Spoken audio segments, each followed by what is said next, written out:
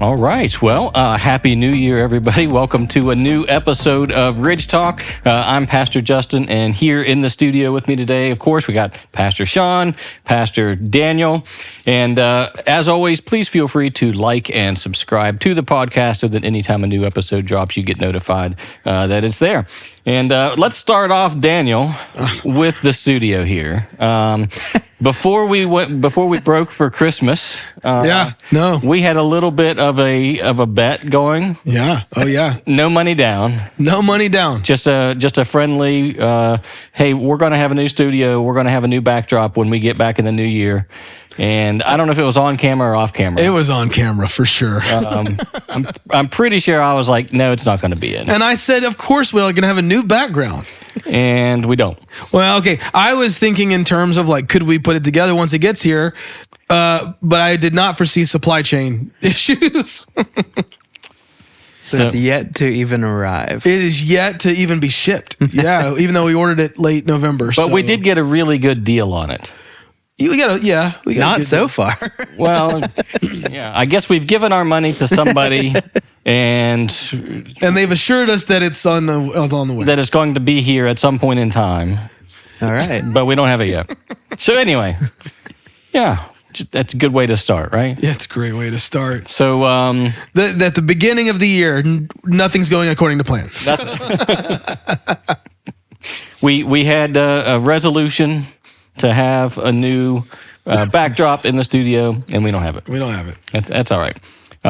So yeah, let's just talk about some rule of life related things. How are you doing when it comes to daily rule of life practices and that sort of thing? Yeah, well, I'll say two things related to rule of life stuff. One is we just came through the holiday season, which I don't know for you guys, super hectic for me, right? Holidays are very disorienting. There's all the new stuff. There's travel.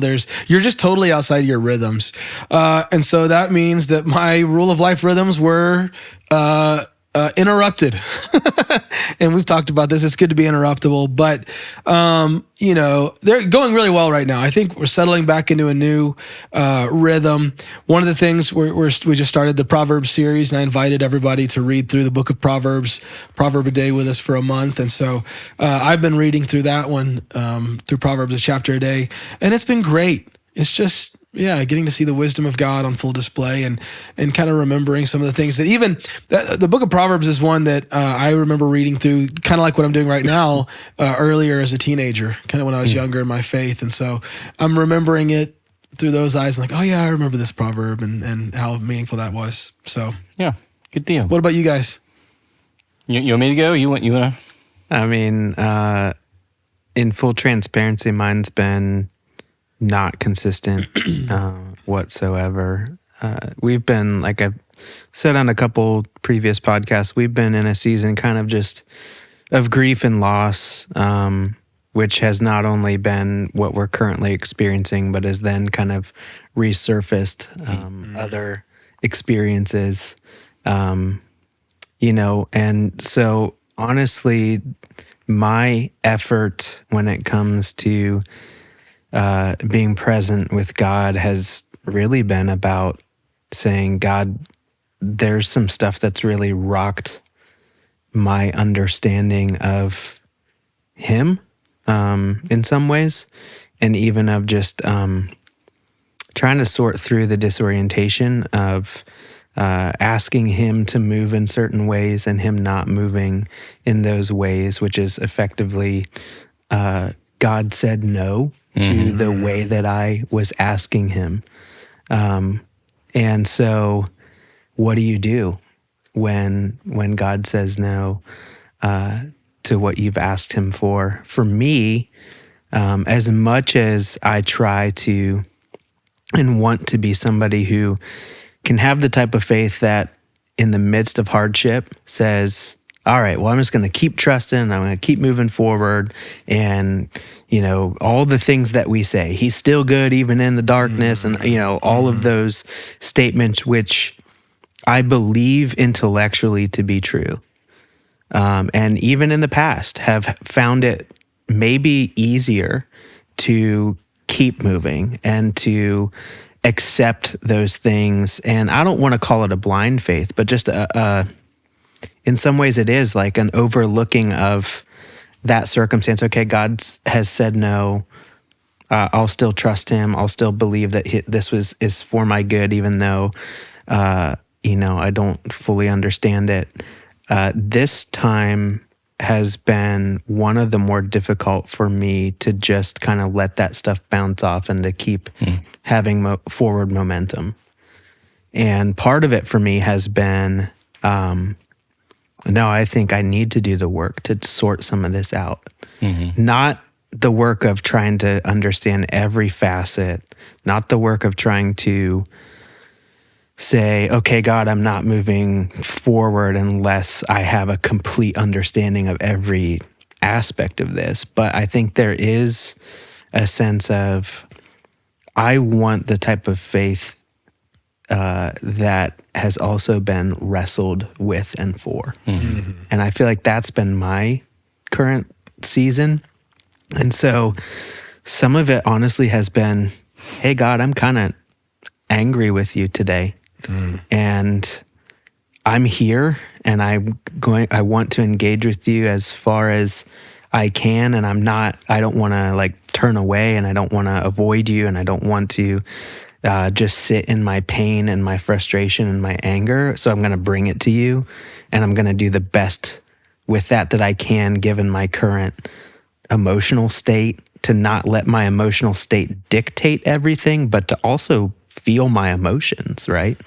That's a tricky thing. So that's the long answer is it has been sort of day by day for me with my emotions accompanying it and battling that. I don't want my emotions to completely win out and determine that, okay, I'm not going to engage with God at all in scripture and prayer today. But I will also say that, like, I think it's also inauthentic to say, I'm going to check all of my emotions at the door and just do this and pretend like everything is okay. And so I'm wrestling with, how do I bring my emotions before God, bring my disappointment, my anger, my frustration with him, my sorrow and my grief. How do I bring all of those things and say, God, here I am to sit with you in this and help me sort this out, rather than what we have talked about a lot is to just like set those things aside and play a game where it's this neat faith that it feels like everything is together. And so it's been, like I said, it's day by day for me. It's not that I'm not wanting to run from God or anything like that, but it really is just a figuring out of, okay, given everything that I'm feeling today, everything that I'm experiencing today, whatever new information we may have, here it is, and here's the extent to which I feel like I can engage in a meaningful way with God. What have you found to be the most helpful or fruitful thing that you're doing in this time to kind of help navigate through that? The most helpful thing has been that I already regularly see a Christian counselor. So already having somebody in my life who knows, I've been seeing them for coming up on 6 years now. So they know not just me in this, compressed moment dealing with these things, but know kind of the patterns of how I process things, have been with me through, I referenced this is kind of bringing up old wounds and old times where it's felt like God has also kind of not responded the way that we were praying. And so they were with me through those times. So it's somebody that can help me sort of navigate this stuff in a way where I can bounce off of them. Hey, I'm struggling with what to trust as far as what my emotions are telling me and what my thoughts are, and having somebody to kind of keep me a little bit in check of like, hey, that's valid and that's okay. And to help me orient with like what rings true right now and what kind of rings hollow, to just fight against my emotions hijacking everything, or whatever aspects of spiritual warfare are being leveraged to try and use a moment where pain and sorrow could be leveraged to believe lies about God. Oh, well, what I've read in Scripture and what I believed all these years about, if I'm a child of God, then this is what my life will look like. You can start to like question those things. And so to have somebody there who has been able to help me sort through that and say, hey, that's an okay and a reasonable way that you're thinking through that, because it's all being colored by grief, versus, hey, this is something that maybe think about it this way, or don't let that take root, because this is actually maybe your emotions hijacking you, or maybe spiritual warfare, and to kind of help me differentiate between what's normal grief and normal processing versus what might be an open door for either the enemy to sow seeds of a lie, or for my emotions to take me further down a distorted track than I should be. So that, I would say, honestly, that's been the most helpful thing for me. And just the simple fact that you're willing to say it out loud too brings a reality to it. Yeah. There's times when I've been in a group setting, a small group Bible study, something like that, and somebody will share a very deep personal prayer request, like some things that you just shared, and everybody else in the circle is then like, oh, well, I've got something that I wanted to ask for prayer for, but it's not nearly at that level, so I'm not even going to say it out loud. And my shepherd's heart is, no, you have to say it out loud to acknowledge the reality of what is happening in life. So, you mentioned earlier just the holiday season being busy and hectic. I think I said on a podcast episode, and if not, I know I shared it with you guys separately, that knowing that it was a really busy and hectic season, I was trying to be intentional to take some time and have extra time with Jesus just to prepare for the chaos of the month. And I was able to do that really successfully up through the first or second week in December. And then everything just went into chaos. Off the rails, yeah. Everything went off the rails. I had just respiratory crud. I was physically sick, had a stomach bug. I don't need to get into all of the details, but my mother fell and had a very traumatic injury. And that recovery and rehab is going to be a months-long thing. And so just all of the chaos, I know everything that Sean's going through, and I can sit off to the side and say, well, what I'm going through isn't like what Sean's going through, but it is healthy and helpful for me to say, no, this is a hard time in life right now, and I acknowledge the difficulties in it. So I have... I read primarily on a Kindle Paperwhite, and I love it because I can carry like 500 books right there on this little device. And I think I have 5 different devotionals that I've accumulated over the years. And I just kind of pray in the morning, like, okay, which one or ones should I read through today? And sometimes I'll read through all 5 of them. Sometimes I'll read through just 1 or 2 of them. And this is where I can rant against devotionals a little bit. I don't like the devotionals say January 1st, January 2nd. Just say day 1, day 2, day 3. Yeah. And this is the beauty of reading on my Kindle is I can highlight the date at the top of the page to be like, okay, I've read this one. So I have a couple that I'm in June, another one I'm in March. I'm just all over the calendar with where I am in these readings. But I have those devotionals, and one of them specifically, it's Restoration Year by John Eldredge. That's the one that I try to journal to a few times a week, at the very least, to really dig in deeper with it. But then I've got my scripture reading plan as well, that I've been going through and spending a lot of times in the Psalms recently. And I was just telling Sean before we pushed the record button that one of the readings I had in the Psalms the commentary notes in my study Bible reminded me that David was very good at lamenting and going to God with all of his hurts and his fears and everything else in life. But that he didn't always stay there. He wasn't there perpetually. It wasn't his entire life. He acknowledged the hurt. He acknowledged the fear. He acknowledged the pain he was in. But then there were other times where he was just living the good life and really worshiping God for how good, how much God's goodness was working in and through him.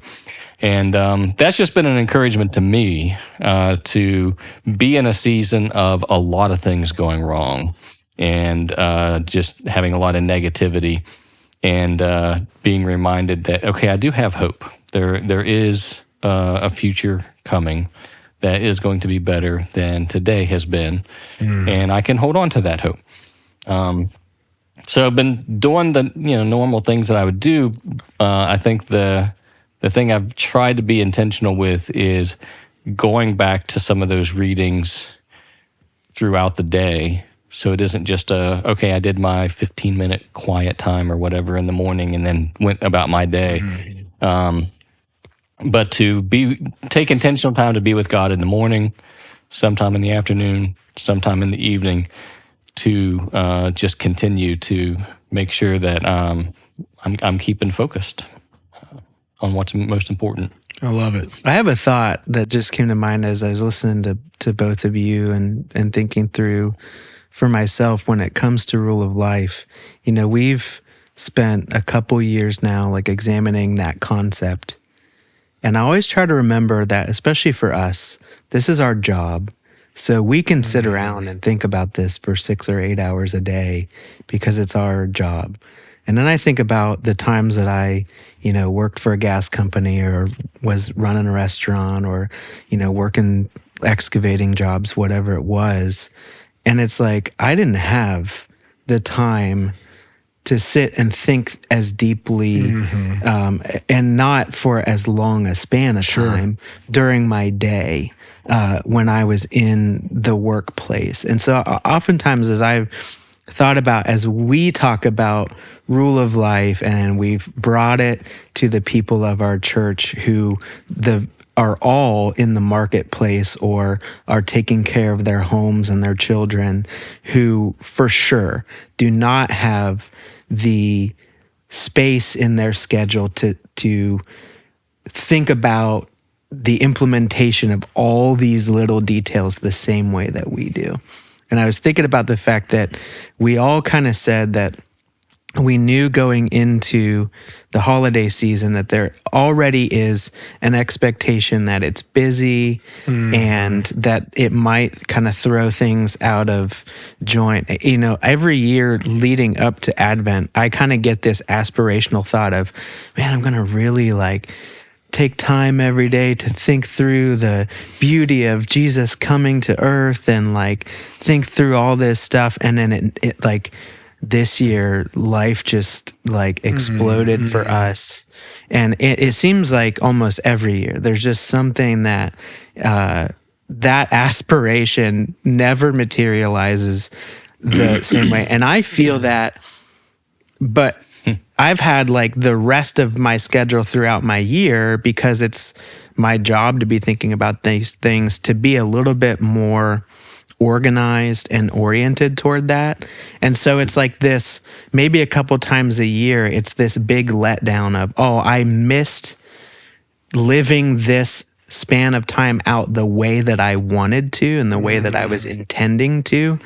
And I just wonder how many of our people with this rule of life stuff are struggling a little bit with the idea of man, this all sounds great, but they're on even more frequent basis finding it hard to match their intention and their desire to live in that way with what actually happens in the midst of the busyness of jobs, life, all of those things. And so as I listen to all of that, I think we've all acknowledged this is an aspirational thing that the rule of life is something that we're working toward, but it's also one of those things that I feel it serves to try to tether us to something in those moments when life becomes even more untethered and things are spinning, that likely in the midst of the craziness, you are not going to maintain those rhythms in that same way.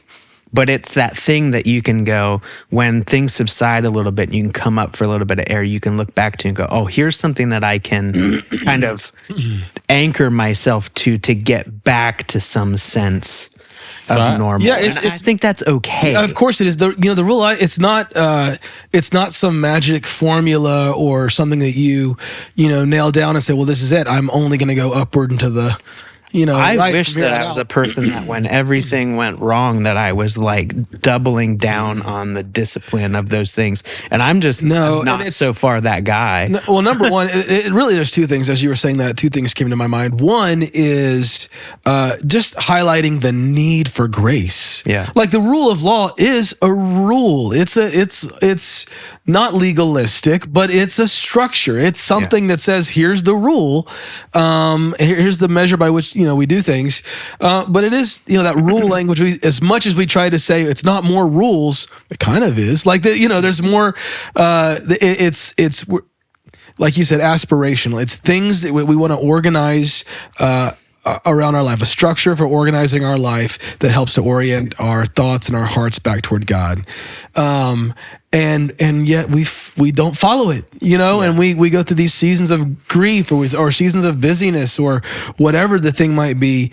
So I think for me that highlights again the need for grace, the grace of God, and giving grace to one another. Well, what? I don't want to. No. And just the other thing is. It's a tool. The rule of life is just a tool for organizing your life around the things of the Lord. And as with anything, it requires real faith and real practice. Like you actually have to do it. So I think we talked about this. One of the things I said in the Proverbs series recently, like the three elements that you see a lot are knowledge, understanding, and wisdom. Knowledge is just the raw accumulation of data and facts. Understanding is, well, I comprehend it. And then wisdom is, and now I'm applying it. I know which path to choose. I know what's right, and I'm choosing to walk that path. Yeah. And if you have a rule of life or you've never had a rule of life, either way, that you still have to walk through that process of one of the things that's been the most challenging for me in preparation and then in just kind of living my life around the Proverbs series we've been doing. This past Sunday, I talked about, the profiles of wisdom and folly, and what's been so challenging for me is reading it, knowing what the wisdom of God is, reading through the Proverbs, and then knowing how frequently I still am a fool and how frequently I still do foolish things. Because I'm still, there's an element of brokenness in my life. I'm not completely made whole yet. And so it requires that faith in God, but also that determination and I'm going to follow the Lord. Anyways, you were about to say something. Well, so this isn't pushback on what Sean shared. Sean talked about how each of us has 6 to 8 hours a day. This is our job, where we get to dig in with this kind of stuff on a regular basis. Personally, for me, that makes it more difficult for me to internalize some of the things that I'm reading. It's easy for me to read a great devotional reading or something in the scriptures and have the mental thought, oh, that'll teach. I can preach that in a future message. Other people need to hear that. It takes a lot more work for me to internalize it and say, no, what is God doing in me with that text? Yeah. And so, for me, it doesn't matter whether somebody is working 6 to 8 hours a day in full-time ministry, or somebody is a mom rushing around to get groceries and kids and do laundry. Everybody has to take that initiative, and it does take, we have the personal responsibility in our own lives to say, oh, I'm not going to focus on what I think other people need to change in their life. I'm going to put some structure in my own life that's going to help me grow in my love for God and others. And that doesn't mean that I'm going to see results up and to the right every single day. But it does mean I'm going to be consistent in following through with the practices that I know are going to lead to future transformation in my life. I've shared this example before. There's a practice that I put into place years ago that it took me 18 months of practicing it before some kind of brain connection was made. I had an aha moment like, wow, this is how this has been helpful in my life. I didn't feel any different for 18 months, right? Like it took a long time, but the consistency of walking through that practice, and it was a specific journaling practice that I was doing at the time, led to tremendous fruit. And I think that is the aspect of the rule of life that is easy to forget. It's, hey, this takes consistency. It isn't about it isn't about willpower, because you can have willpower for 2 or 3 weeks to do anything. Right. Have a New Year's resolution. You go to the gym January 2nd, you're going to see a lot of people with willpower. You go to the gym February 2nd, you see how long that willpower lasts in people's lives. So it isn't willpower, but it is just the intention to say, okay, this is how I say it, there are good things in life that I have to say no to so I can say yes to something even better. And even if I don't say fruit from that better thing every single day, I'm going to keep consistent with it anyway, because I know that in the long term it is going to bear more fruit. Yeah. So, I think that also understanding and being able to, in the moment, sort of realize, hey, if I've not done the 5 things that are on my list for my rhythms, that doesn't mean all is lost. Right. And I think sometimes I'll get caught up in that. Like, hey, if the initial question is, hey, how are you doing on rule of life stuff? Terribly. Then it's like, well, then nothing has been done. And I don't think that's always true either. No, it's not. And that's what I find as we meet regularly and we're asking those questions. There's never been a time that any of the 3 of us that I can remember, has said, yeah, I've kept this perfectly. Yeah, I had right? And so like... And just... I had 1 week last August that it worked out okay. Well, and being open, like the rule of life, it is not legalism. And we tell people, hey, make adjustments to it. And I remember having a seminary professor years ago. He had a specific scripture reading plan that he was adhering to. And he had adhered to the same plan probably for years. And he got up into Isaiah in his reading plan. He finished Isaiah. He was getting ready to go on to whatever was next. And he felt like the Holy Spirit prompted him, no, you need to read Isaiah again. And he was like, but God, I've got my plan here. And no, you need to read Isaiah again. He's like, all right. And he did. And he got through it. And God's like, you need to do it again. And he's like, I was in Isaiah for 4 months.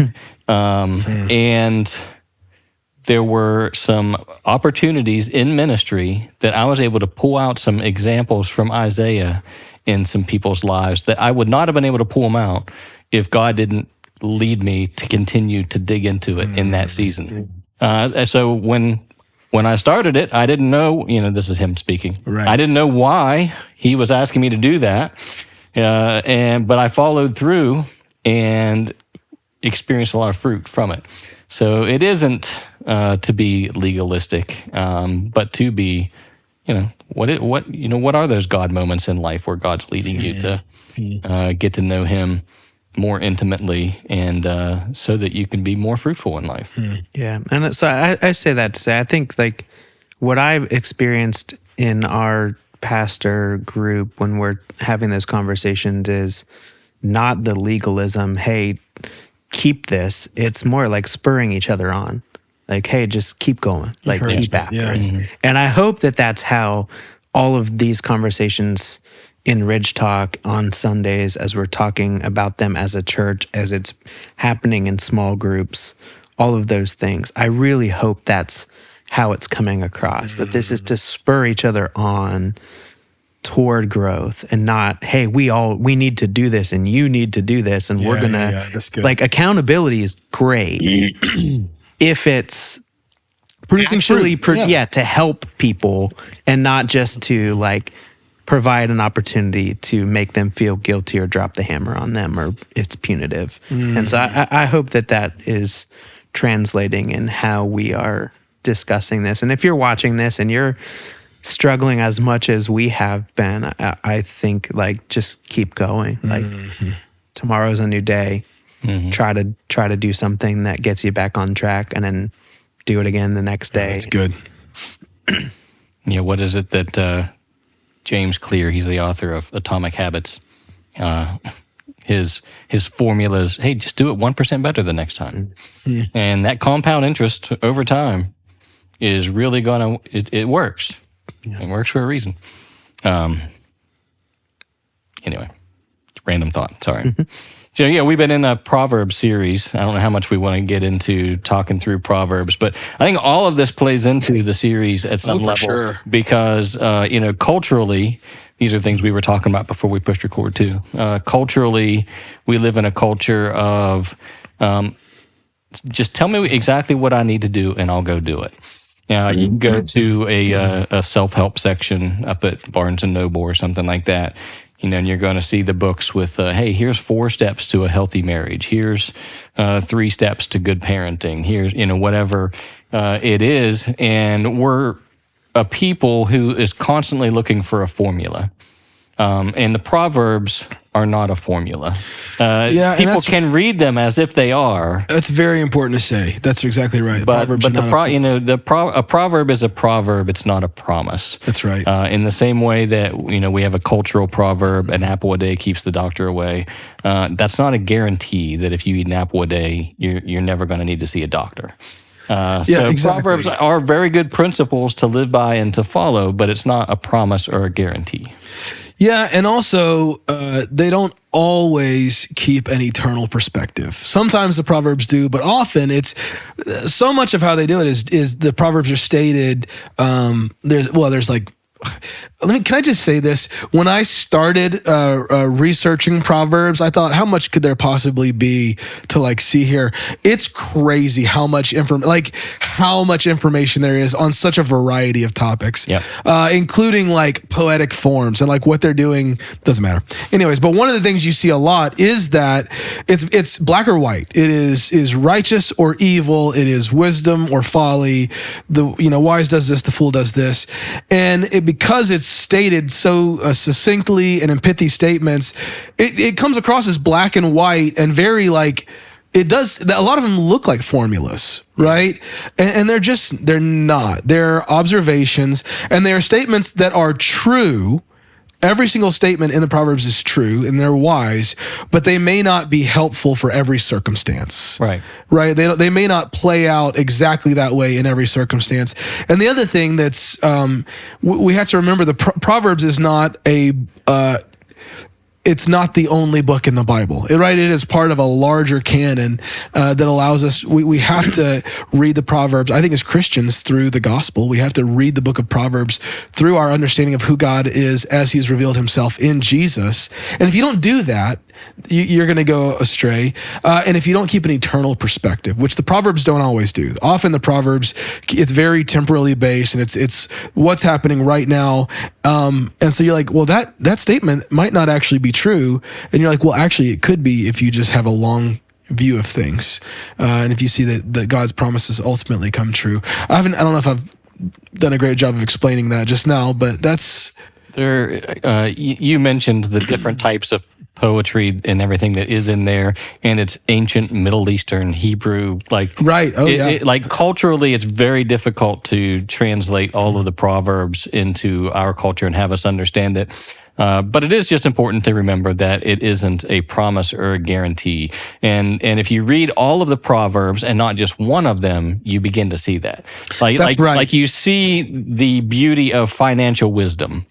But it isn't a guarantee that if you follow all of these principles, you're going to be financially prosperous, because you still might have somebody oppressing you. That's exactly right. There can still be oppression. You can raise a child in the ways of the Lord. We like to quote that one. Yeah, train up a child in the way he should go, and even when he's old, he will not depart from it. And what do you do when you train up a child in the way he should go, and he does depart from it? Well, there's other proverbs that speak into that too. There is free will. That's exactly right. There's a lot. So one of the best examples of that is the two verses, right, side by side. Yeah. Right. Don't answer a fool according to his folly, and then the very next one, answer a fool according to his folly, and you're like, well, which is it? Right, exactly. Which is it? And it depends on the circumstance. It takes wisdom to apply. Yeah, that's right. Yeah. So, did you have anything else you wanted to share for Proverbs? You've been the primary teacher so far here in the series. Actually, I think you're going to be the only teacher for the series. Yeah, I think it worked out that way. Maybe next episode. Maybe next episode I'll have more to say. It's just getting everything and putting it all together. But there are some really, really interesting patterns that we see emerging in Proverbs that are really helpful. I don't know if we've said it on here. The goal for this is that to use this series to kind of point people back toward if we want to drop into Proverbs from time to time. So which we'll do a couple times this year on just different kind of standalone messages. So I'm just having a quick memory here, talking through rule of life and consistency kind of stuff. Two of the devotionals that I read, one is on Psalms, written by Tim Keller, and one is on Proverbs, also from Tim Keller. And I'm not sure about the Proverbs one. I know that he wrote the Psalms devotional after he and his wife read the Psalms every month for 20 or 25 years. Wow. And I'm guessing he probably read Proverbs every month as well. Yeah. I'm guessing that was a part of the process, and those are the devotionals. And again, that's the consistency of, I'm going to read all 150 Psalms every month with my spouse and have a little bit of something to talk about with my spouse every day. And 25 years later, be like, you know what? Now I'm ready to share my thoughts on this from spending 25 years with God in this specific way. So again, that consistency of, hey, sometimes we don't like repetition, but repetition matters.